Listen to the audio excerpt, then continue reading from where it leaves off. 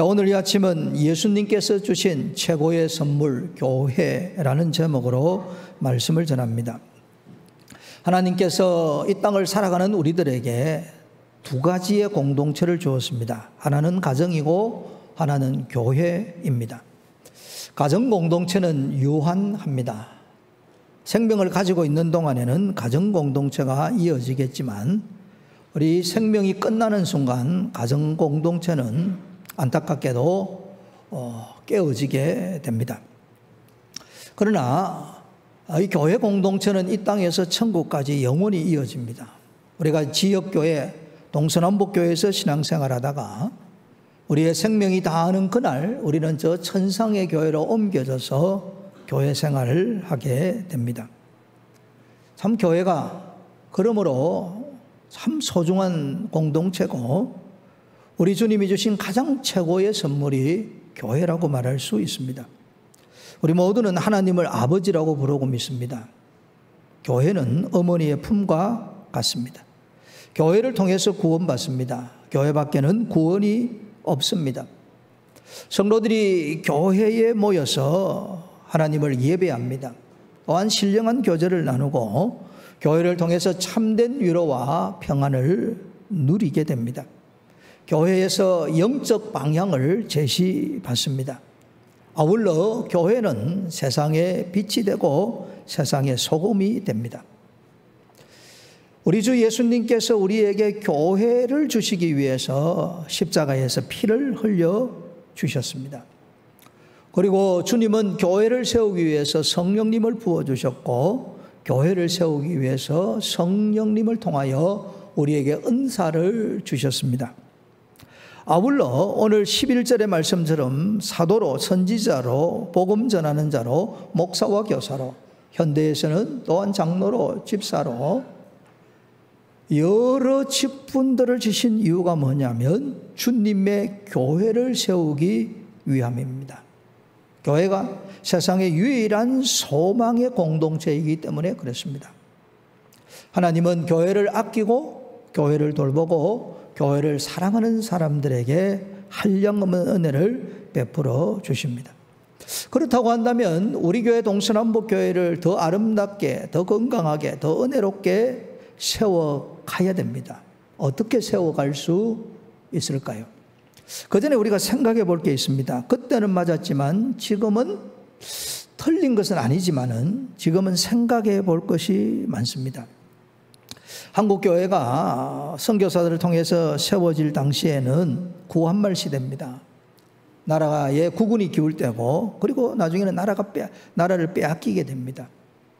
그리고 해방되고 난 이후에 6.25라는 한국 전쟁을 겪게 됩니다. 그런 참 험악한 세월과 시간들 가운데 한국교회가 세워지면서 교회를 세우기 위해서 우리 앞선 세대는 여러 가지 사업을 했습니다. 고아원도 운영하고 양로원도 세웠고 병원도 세웠고 그리고 학교도 세웠습니다. 이런 여러 사업들을 통해서 교회가 세워졌습니다. 그러나 지금 이제는 대한민국이 선진국에 이제 들어가게 되었고 그리고 3만불 시대입니다. 이런 사업이 오늘날에도 계속된다면 어떻게 될까? 생각해 보아야 됩니다. 이것은 비본질이지 본질이 아닙니다. 제가 시골에 있을 때에 이 복지 사각지대를 도우려고 무척 애를 썼습니다. 우리 교회 시작할 때도 좀 그렇게 했습니다. 제가 아파트의 게시판을 보고 참 세월이 많이 바뀌었구나 생각을 합니다. 김해시에서 하절기 복지 사각지대 대상자를 발굴한다는 그 안내물을 게시판에 붙여놓았습니다. 국가나 지자체나 민간의 도움이 필요하지만 지원받지 못하는 복지 소외 계층이 있다면 시청에 문의해달라는 게시판을 보았습니다. 그리고 그 게시판에는 자녀들이 있는데 교육시키는데 어려움이 있으면 교육 바우처를 지원해 줄 테니 신청하라고 되어져 있습니다. 불과 3, 40년이 지나면서 세상이 이토록 바뀌어버린 거예요. 그런데 우리가 이전에 교회를 세우는 그 방식을 가지고 계속 사업에 집중한다면 어떻게 될까? 오늘날에도 유효할까라고 생각을 해봅니다. 그리고 한국교회 수많은 프로그램들을 세웠습니다. 여러 과목으로 제목으로 공부하는 프로그램들이 있었습니다. 아버지 학교도 있고 어머니 학교도 있고 자녀 교실도 있고 부부 교실도 있고 여러 가지를 많이 세웠습니다. 그러다가 제가 앞서 말씀드린 대안학교도 세우고 그 대안학교가 좀 안 된다고 해서 홈스쿨링도 해야 된다고 여러 프로그램들이 많았는데 오늘날에는 많이 찾아보기가 어렵습니다. 게다가 이제 한국교회가 선교사로부터 세워서 지금까지 오면서 더 집중한 것 중에 하나가 뭐냐면 교회당을 건축하는 것이었습니다. 크고 웅장하고 화려한 그 교회당을 건축하는 일에 아주 집중했습니다. 그렇게 해서 수많은 교회가 세워졌습니다. 앞으로도 계속 이렇게 해야 될 것인가? 이런 고민을 하지 않을 수 없습니다. 이 작년 6월 달에 영국 스코틀랜드 교회 총회 관리위원회에서 이 교인 수를 발표를 했습니다. 안타깝게도 22년 만에 교인 수가 절반 이하로 줄어들어 버렸습니다. 영국 스코틀랜드 이야기입니다. 2000년 교회 성도 수가 61만 명이었는데 2022년도는 교인 수가 27만 300여 명이 되었습니다. 반보다 더 줄어버렸어요. 좀 더 이제 말씀을 드리면 1950년대에는 영국 스코틀랜드 교인 수가 무려 130만 명이나 되었다고 합니다. 60년이 지나면서 교인 수가 80%가 감소해 버렸습니다. 더 충격적인 사실은 교인 평균 연령이 62세입니다. 영국 교회가 얼마나 교회를 세우려고 힘쓰고 애썼는지 가서 보면 압니다. 그런데 가서 보면 잉글랜드도 스코틀랜드도 정말 멋진 교회가 레스토랑으로 바뀐 교회가 종종 보입니다. 더 안타까운 것은 교회가 술집으로 변한 겁니다. 이런 일들이 우리에게 일어나지 않는다라고 말할 수 있는 사람은 누가 있을까요? 경영 사상가라고 불리는 피터 드러크가 이야기합니다. 격변의 시대에 가장 위험한 것은 격변 그 자체가 아니다. 지난 사고방식을 버리지 못하는 것이다 라고 말하는 거예요. 오늘날 한국교회는 아주 격변의 시대를 맞이하고 있습니다. 게다가 인구 절벽 시대를 맞이해서 더 힘든 건 사실입니다. 이럴 때 더 심각한 것은 지난 사고방식에 매여 있는 것입니다. 그때는 맞았는데 지금도 그것이 맞다고 주장한다면 어떻게 될까? 이런 고민을 해보아야 됩니다. 그러면 그때도 맞았고 지금도 옳은 것이 있습니까? 있습니다. 그것은 예수님의 방법입니다. 예수님은 사람에게 집중하셨어요. 사복음서에 보면 예수님은 예배당이 없었습니다. 프로그램도 없었습니다. 사업도 하지 않았습니다. 예수님은 제자들을 부를 때 한 사람 한 사람을 찾아내셨고 부르셨고 그들을 가르치고 양육하셨고 그들을 파송하셨습니다. 사도행전에 나타난 초대교회도 근사한 건물이 없었습니다. 프로그램도 없었습니다. 게다가 사업도 하지 않았습니다. 그런데 로마를 기독교화 만들어 버렸습니다. 이 교회가 항상 고민하는 것이 뭐냐면 숫자입니다. 숫자가 교회의 권력이 되거나 숫자가 능력과 영성과 성공의 척도가 되는 순간 교회는 그때부터 쇠퇴하기를 시작하는 겁니다. 숫자에 집중하다 보면 사람에게 집중하지 못하는 거예요. 그래서 앞으로 우리 교회가 더 아름답게, 더 건강하게, 더 은혜롭게 교회를 세워가려고 하면 우리의 관심은 다른 것도 필요하겠지만 사람에게 집중해야 됩니다. 어떤 사람이냐? 장성한 그리스도인이 되어야 됩니다. 장성한 그리스도인이 된다는 것은 양자입니다. 제일 먼저는 내가 장성한 그리스도인이 되어야 됩니다. 우리 모두가 한 분 한 분이 장성한 그리스도인이 되는 거예요. 우리는 이 세상을 떠나는 그날까지, 주님 앞에 서는 그날까지 우리는 자라야 됩니다. 오늘 성경 말씀 13절에 보면 우리가 다 하나님의 아들을 믿는 것과 아는 일에 하나가 되어, 성경 가지고 계시는 분 줄 끊으세요. 온전한 사람을 이루어. 온전한 사람을 이루어. 온전한 사람이 되어진다는 말이 뭐냐면 그 다음 나옵니다. 그리스도의 장성한 분량이 충만한 데까지 이르니니. 예수님의 영성과 예수님의 인품과 예수님의 사역을 닮아가는 장성한 그리스도인이 되는 것이 온전한 사람으로 세워지는 것이다라고 말씀하고 있습니다. 신앙생활 하다 보면 사람들이 시험 들었다 혹은 넘어졌다 이런 말을 잘합니다. 살다 보면 시험 들 수도 있고 유혹받을 수도 있고 넘어질 수 있습니다. 중요한 것은 오뚜기처럼 바로 벌떡 일어나는 것이 중요하죠. 그러면 왜 시험에 들고 왜 넘어지고 왜 상처받았다고 하는가? 14절 말씀입니다. 이는 우리가 이제부터 어린아이가 되지 아니하여, 어린아이 같은 신앙인은 시험에 들고 넘어지고 상처받았다는 말을 많이 한다는 이야기입니다. 그것뿐만 아니고 사람의 속임수에 넘어갑니다. 간사한 유혹에 빠집니다. 온갖 교훈의 풍조에 밀려 다니는 거예요. 어린아이 같은 신앙인이니까 영적 분별력이 없습니다. 진리의 분별력이 없습니다. 그러니까 이단이 말하니까 그런가 하고 따라가고, 또 사람이 속이니까 그게 맞다 하고 따라가는 거예요. 팩트도 없고 진리도 없는 거예요. 잘하지 않으니까 넘어가는 겁니다.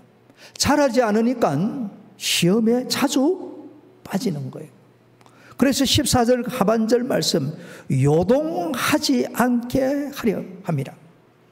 흔들리지 아니하는, 혹 흔들려도 오뚜기처럼 바로 벌떡 일어서서 중심 잡을 수 있는 교인이 되어야 되는데, 온전한 교인이 되어야 되고 장성한 그리스도인이 되어야 된다라는 말씀입니다. 저를 비롯해서 교회의 지도자들의 참 머리 아프게 하는 일이 뭐냐면 교인이 자라지 않는 거예요.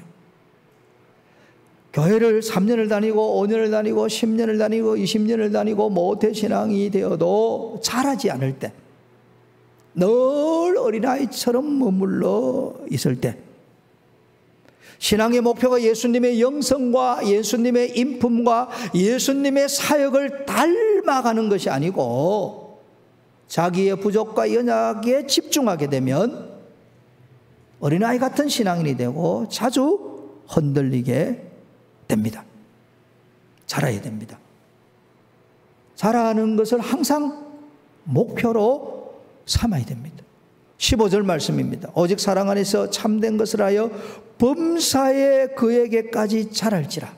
그는 머리니 곧 그리스도라. 자라나야 됩니다.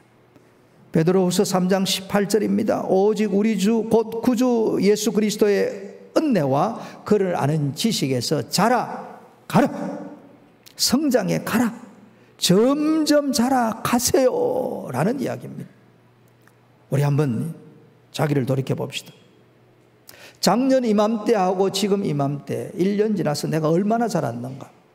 예배를 드리는데, 하나님 앞에 기도하는데, 말씀을 읽고 듣는데, 그리고 봉사하는데, 교제하는데, 전도하고 선교하는데 내가 얼마나 자랐습니까? 얼마나 사는 것 같아요.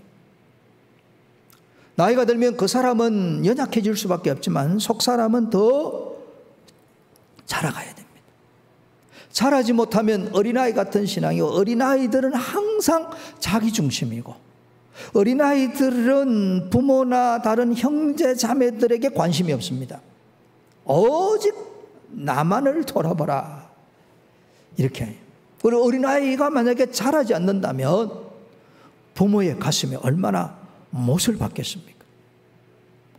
우리가 신앙생활이 하면 연수가 있는데 우리의 믿음이, 신앙이, 인격이, 영성이 자라지 않았다면 우리 주님이 얼마나 괴로워하실까라는 이야기입니다.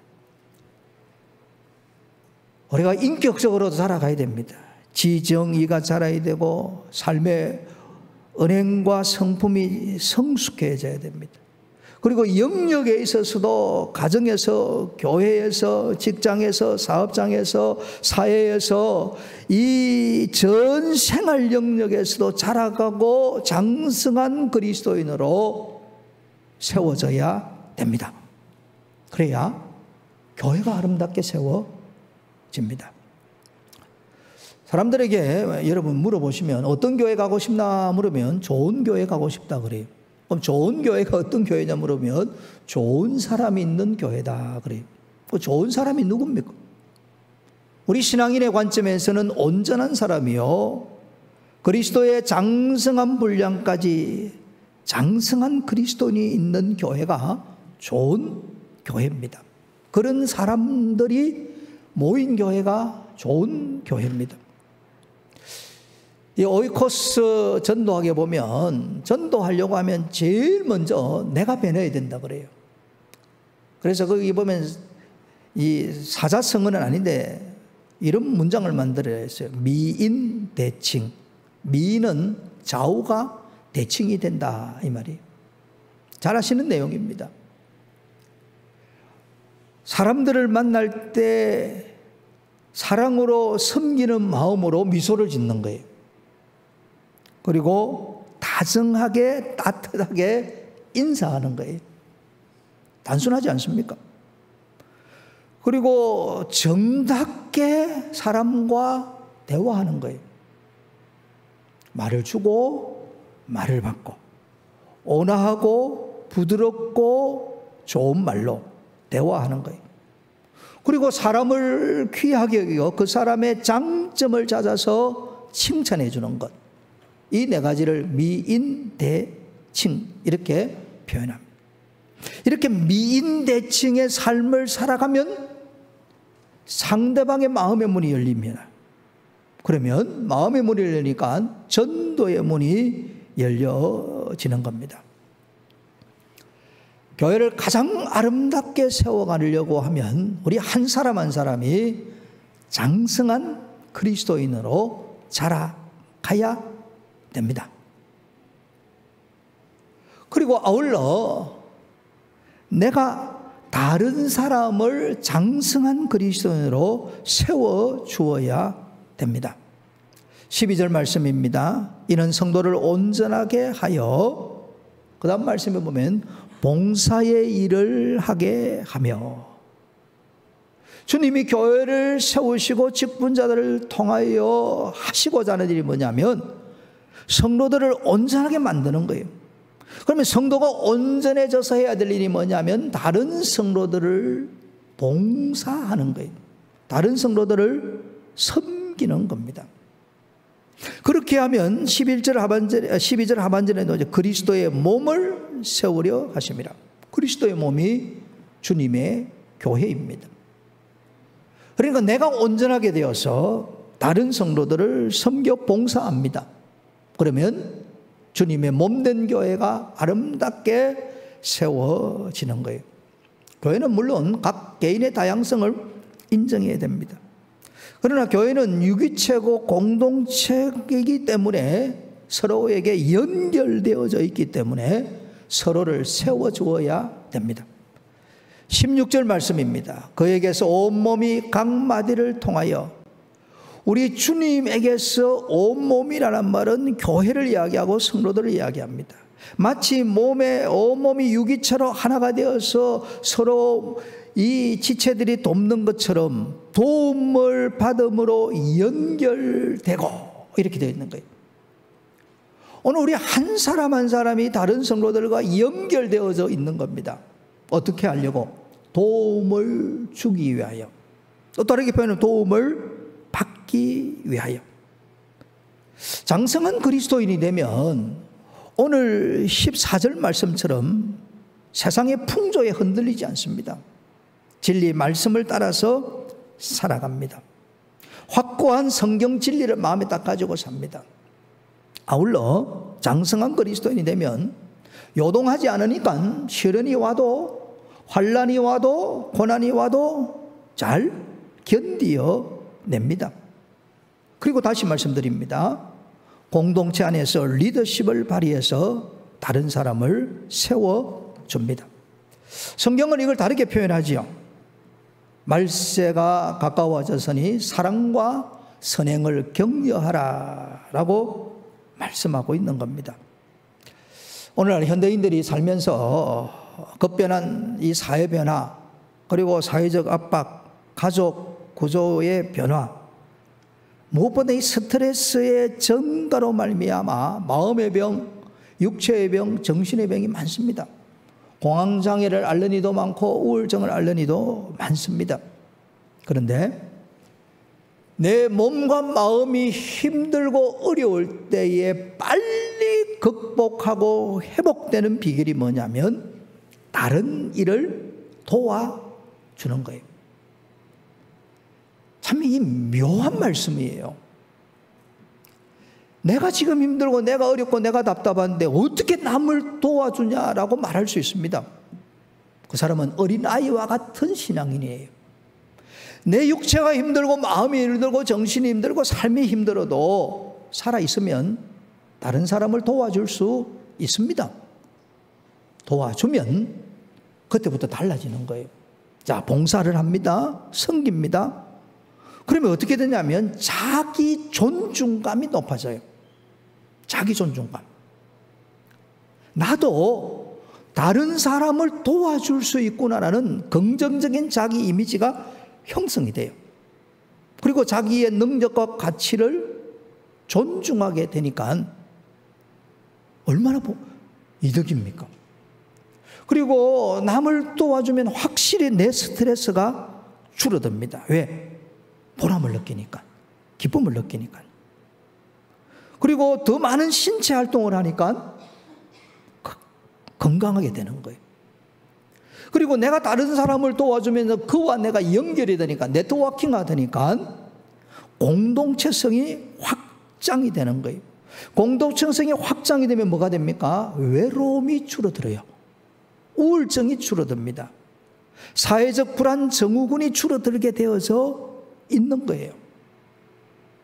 그래서 우리 주님이 이 모든 걸 아시기 때문에 16절 도움을 받음으로 연결되고 도움을 줌으로 연결되고 그렇게 해서 주님의 몸을 자라게 하고 사랑 안에서 주님의 교회를 아름답게 세워간다라고 말씀하고 있습니다. 교회를 아름답게 세우는 길은 내가 장성한 그리스도인이 되고 내가 다른 사람을 장성한 그리스도인으로 세우는데 사랑과 선행을 하는 사람이 되어야 됩니다. 이 사실에 대해서도 스티븐 포스터가 쓴 왜 사랑하면 좋은 일이 일어날까에 보면 이분이 글로 남겨놓았어요. 이분은 이제 세계적인 생명윤리학자고 사랑의 과학자고 미국의 의대 교수였습니다. 글을 쓰면서 많은 연구를 통해서 내린 결론이 뭐냐면 사랑을 주는 행위는 누구나 당장 쉽게 할 수 있지만 삶에 커다란 영향을 미치는 지구상에서 가장 막강한 힘입니다. 그래요. 사랑을 주는 것, 다른 사람을 도와주는 것, 섬기는 것, 봉사하는 것, 막강한 힘이래요. 그리고 더 놀라운 것은 여러분 잘 아는 이야기입니다. 사랑을 주는 사람이 더 건강하고 더 오래 더 행복한 삶을 살아간대요. 저는 이 글을 읽고 정말 충격받은 게 뭐냐 하면 청소년 시절 10대 시절에 봉사활동을 하면은 6, 70년이 지나서 더 건강하게 살더라는 거예요. 그러니까 일찍부터 사랑의 힘을 키워온 사람일수록 사회적 지위가 높고 행복한 노후를 보낼 확률이 매우 높더라는 겁니다. 물론 늦은 나이에도 봉사활동하고 도와야 되겠죠.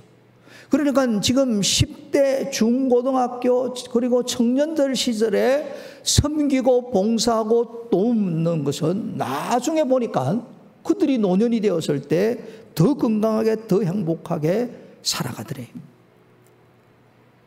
그래 결론은 남을 도와주는 사람이 훨씬 더 장수하고 건강하고 다른 사람을 위해서 기도해주는 단순한 행동만으로도 굉장히 건강이 개선되더라는 거예요. 내가 잘되고 그대도 잘되고 내가 복되고 그대도 행복하게 되는 비결이 뭡니까? 섬기는 길이고 돌아보는 길이에요. 이분에 또 그런 말이 나와요. 누군가에게 사랑을 주면 삶이 활기와 에너지와 기쁨이 충만해집니다. 사람을 향한 사랑에는 치유의 능력과 건강함이 존재하기 때문입니다. 사랑하면, 사랑으로 섬기면, 도와주면, 봉사하면 더 건강하게 산다 그래요. 심장질환에 아스피린이 좋다고 그러는데 이 사랑은 2배나 더 효능이 좋다라고 말하는 거예요. 다른 걸 하나 말씀드리고 마치겠습니다. 긍정심리학의 저자인 마틴 셀리그만은 학생들을 데리고 이제 연구를 했어요. 연구하고 내린 결론이 뭐냐면 쇼핑하면서 돈을 쓸 때보다 다른 사람을 도와줄 때가 훨씬 더 행복하더라는 거예요. 그리고 다른 사람에게 친절을 베풀 때에는 그 일에 푹 빠져서 자기 자신마저도 잊어버리게 된다는 거예요. 그러니까 시간 가는 줄, 흘러가는 줄을 모르게 되더라는 겁니다. 말씀을 맺습니다. 우리 주 예수님은 사람에게 모든 초점을 두셨어요. 이 세상에 살아가면서 다른 것도 필요할 거예요. 그러나 우리도 주님을 본받아서 사람에게 초점을 맞춰야 됩니다. 제일 먼저는 우리 각자 자신입니다. 우리 한 사람 한 사람이 장성한 그리스도인으로 세워져야 됩니다. 이건 내가 노력하고 수고해야 될 일이에요. 그리고 나만 장성한 그리스도인으로 세워질 뿐만 아니라 내 주위에 있는 사람들을 돌아보면서 그들을 장성한 그리스도인으로 세워주는 그리스도인이 되어야 됩니다. 그렇게 해서 우리 교회가 더욱 아름답게, 더욱 건강하게, 더욱 행복하게 세워질 줄로 믿습니다.